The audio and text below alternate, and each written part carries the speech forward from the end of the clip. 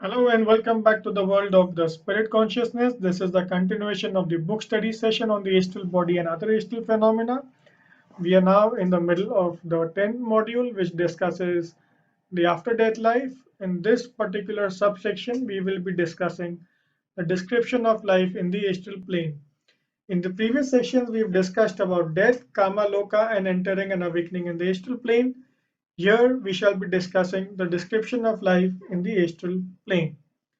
So this particular topic has been subdivided. We'll be looking at the surroundings in astral plane, the engaging with the surroundings, the fact that there are no physical needs and barriers. Astral life is potentially far richer. We'll be having a quick look at the life in each subplane. We will see that how fresh karma is created in the astral plane, the importance of maintaining restraint in the astral plane, and finally, the importance of self preservation and of earth life. Coming to the first topic, the surroundings in the astral plane. So, people of the higher subplanes generally surround themselves with the scenes of their choice. Some astral plane people live in scenes created by others, while some create scenes of their own. The levels of subplanes will be described further in the module covering the astral planes. Sometimes people create for themselves the bizarre scenes defined in many religious writings, making vague efforts to create the glass seas of fires, jewels hanging from trees, and many eyed creatures or deities with many heads and arms. So, in Summerland, which is a term given by the spiritualists, people of the same race and religion are likely to stick together after death too, like they did in the physical lifetimes. Hence, over the various countries, there is a network of summerlands created by people of that country. These communities vary largely from each other like they do in the physical world. This is because they are naturally inclined to be together and the language barrier is there which is present on the astral plane too. So this fact is overall applicable to the astral plane. Hence, at the spiritualist sciences in Ceylon, which is Sri Lanka, the entities trying to communicate were Buddhists who confirmed that their religious teachings accurately described the after-death life. Similar retellings have been found in many European Christian sects too. People find thought forms created by themselves and others on the astral plane. Sometimes these thought forms are a result of generations of thoughts by a large number of people along the same lines. So, this is something important over here. Parents normally aim to impress their wishes on their children, usually about something they really want. In the long run, this is harmful because the individual will mistake these impressed wishes as his or her own subconscious wants. In many situations, they have become guardian angels to their life for several years, usually mothers protecting their children, husbands protecting their widows, etc. So, having seen the surroundings in the astral plane, let us see how they go about engaging with these surroundings. So, the individual can see only that astral counterpart of the object which is in the same subplane as him at that point of time. Also, a person cannot understand the astral counterpart of a physical object at first, although he or she can see it. The individual can only make unclear efforts to engage with them.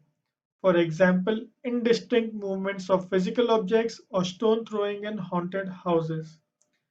A deceased individual living in the astral body is easily and more intensely impacted by the emotions of the physical world trends as compared to on Earth, where the physical body weakens the senses. So there are no physical barriers and needs in the astral plane. So often after death, a person doesn't realize that there is no more need to work, earn for a living, sleep, eat, etc. As a result, he or she may still enter and exit from the doors or windows, although she can travel through the walls. He or she may walk on earth when they have the ability to float due to the same reason, may go on preparing and eating meals, or build a house for himself herself purely out of imagination. So there is a situation on record. A person built a stone house, one stone at a time, each stone created separately by imagination. The person may as well as have created an entire house in one go with the same attempt. Finally, the individual was made to understand that the situation differed from physical life and hence the stones were weightless, which encouraged the individual to examine further. So, on the astral plane, there are no physical needs and barriers, so changes occur in the astral particles similar to that in the physical particles, except there is no equivalent of eating and digesting food. So the nearby astral particles replace the broken up astral particles, and there is no feeling of hunger or thirst. These are purely physical. So although a person may feel gluttony or a drunkard may have a wish to drink because they are both astral, so this desire can cause a lot of agony because the physical body, the only medium through which these can be satisfied, is absent. Coming to how the astral life is potentially far richer. So after death, a person can study and grasp completely new ideas in the astral plane. A lot of people hence get to know of theosophy in the astral plane for the first time. In an unusual case on record, a person even learned music there. It is possible to enjoy and progress more fully in the astral plane than in the physical plane. These possibilities are of a higher type and need a higher type of intelligence to be beneficial. A person whose thoughts are occupied with material things on earth may not be able to adapt with the advanced conditions. This is because the semi-atrophied mind won't have enough strength to understand the wider prospects of a higher life. A person with the higher kind of life and interest can do much more good in some years of astral experience than possible in the longest physical experience. Overall, the astral life is more active than the physical because astral matter is more energetic than the physical matter, and the physical matter tends to be a lot more non-responsive. So majority of people are comparatively in a much happier condition after death. They are aware of their first feeling, happy and fantastic freedom, with no stress or responsibilities except those that they bring upon themselves. From this perspective, there is enough reason to believe that an alive person is actually trapped in the physical body and much less alive than we call dead. The dead are more free without their materialistic situations and can do more kinds of work more successfully. So life in the each subplane. So coming from the lowest subplane, the seventh or the lowest subplane, a person is occupied with other things and is not much interested in the physical plane other than haunting unpleasant spots. The sixth subplane consists of people who are involved with worldly events while alive. They float around physical people and places important to them and may be aware of many things related to them, but they can only see the astral counterparts of physical matter. So in a theater full of people, they'd only see their astral equivalent, no costumes, facial expressions, or emotions, which are simulated and not actual, thus leaving no astral impressions. So there are astral equivalents of physical trees, mountains, etc., because this plane subplane is on the Earth's surface. So the fifth and the fourth subplane, so although this also has a consciousness of physical affairs, but it diminishes rather rapidly in these planes. The third and second subplanes, the contact with the physical world is possible only through a medium. And the first or the highest subplane, it is very tough to communicate with the physical plane, even via a medium. So creation of fresh karma in the astral plane. So an advanced individual is as active in the astral plane after death as in the physical lifetime. Such a person can surely aid or block the progress of others and himself or herself as much in after death life as in physical life, and is therefore always creating karma.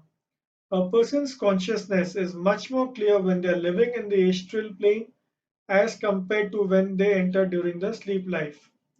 Hence, relatively, they can think and act with much more resolve, so the chances of creating good or bad karma are more. Normally, karma is created wherever the person is conscious of the action and choice. So the astral actions can have implications in the following physical life. So with this comes the discussion on understanding of importance of maintaining restraint in the physical plane. So because the astral pleasures are much stronger than in the physical life, there is a risk of people getting distracted in their progress. However, these astral pleasures don't seriously affect a person who has knowledge of higher life. Post death, an individual should quickly pass through all astral levels with consistency and usefulness, and should not get carried away by the amplified astral joys more than they did in the physical life.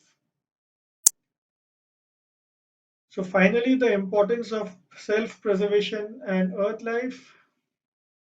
So we have seen that the astral life is much higher and richer than the physical life, but it must not be therefore assumed that an individual should commit suicide or wait for death. People are born in the physical world for a reason which can only be fulfilled in the physical world. The lessons to be learned can be learned here and nowhere else. As soon as we can learn them, we can be free from coming back to this lower and restricted life.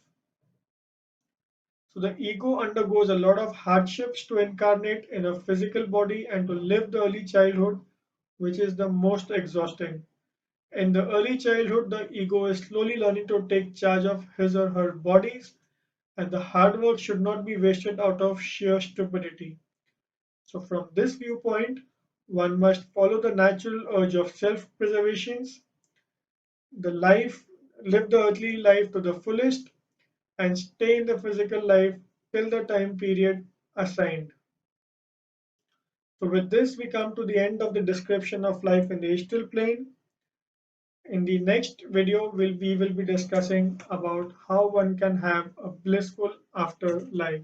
Stay tuned.